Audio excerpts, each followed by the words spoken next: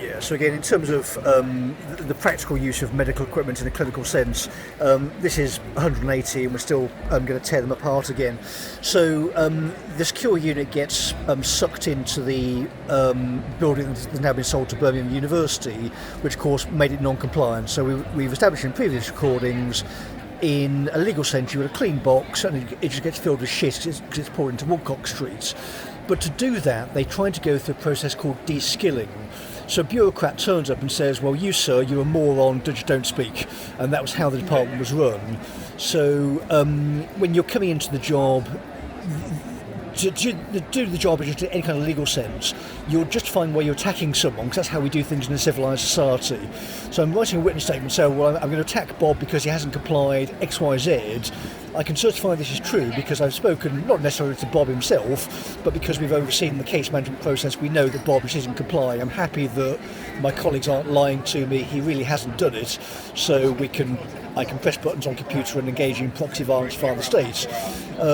De-skilling worked in a Kantian sense because they couldn't attack my brain physically, so I could still sit there and do it. But in terms of putting things through the possession claims online system, you would have to write this sanitised statement saying Bob has been a bit naughty, can we attack him please court, and you go down physically and they would do the proxy violence via their mouths. But because that screwed with the case management process so badly, it allowed a culture internally where the thicker you were, the easier it was to run the department, which of course was perfect for people like Southall, whose contribution was, well, I ran a leisure centre manager once, talked down to 14-year-olds, therefore I can run a department. But if you're talking down to guys who could snap her spine via one hand, right? I think Patrick could pick her up via her throat, just shatter her spine in a single movement. He's putting this guy's body on the line, highly intelligent by the way, sharp as anything, pick stuff up in a document like that, but was deferring to these absolute morons who are utterly corrupt as well, because the cretins who'd wrecked the department allowed this culture to fester. So you leave a jar of agar out, look, here's a pot of money, the dumber you are, the easier it is to claim this thing, do you want to be a manager too? Yeah, go and get this thing. So it was ideal for apparatchiks. The dumber you are, the uglier you are, sit in this compliance role. Nobody's going to make sure you're compliant, just be a dumb thug, and everybody around you can engage in all this sort of low-level corruption.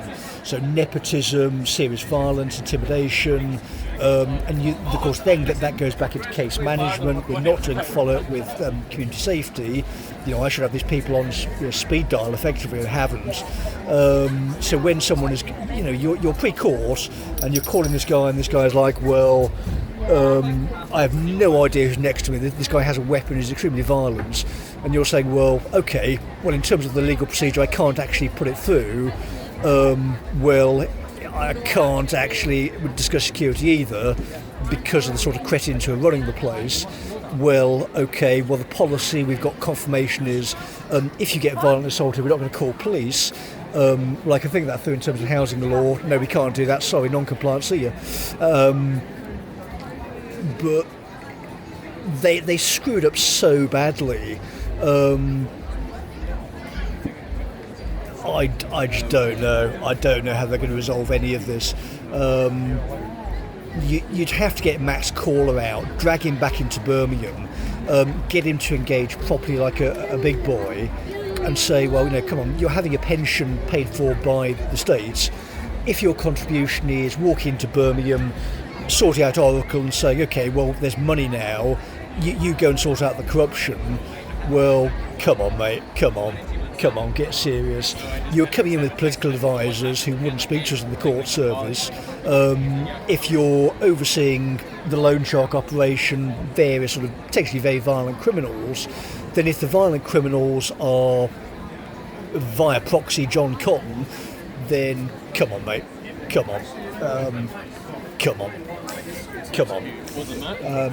So you can make of this whatever you like, but Caller, while he draws breath, is going to be asked about stuff like this because he walked in and got paid for the job.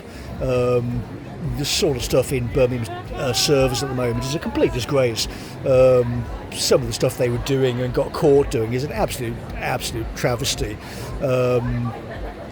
and there's to win elections, by the way, it's not just the proximal corruption that was identified by the Electoral Commission.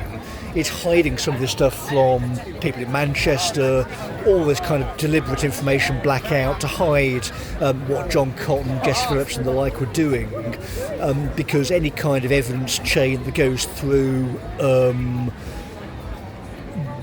the police, given the haunting of Steelhouse Lane, is clearly putting the willies up people. So even the theatre performance isn't saving them. The people from Sutton Police can't come up here either. Yeah, I mean, come on. So we'll give them till midday again, get some of these idiots up north, or responding like adults via the 24-hour communications technology that basically every human being has in their hands these days. So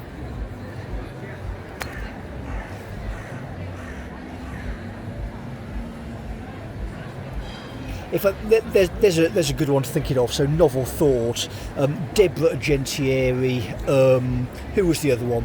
Yeah, Agentieri, but if all of them, Dawn Hewins, who else? Fuck. Yes, all of them, the whole cast of characters from 2020 till now, just drag them back in. There is no reason why these women can't be asked questions under caution, given the total disaster they've made of the place. You don't get to skip out of Birmingham in the sense that Naylor does. I mean, come on. You've got to get this guy back in to answer for what he'd done to the place.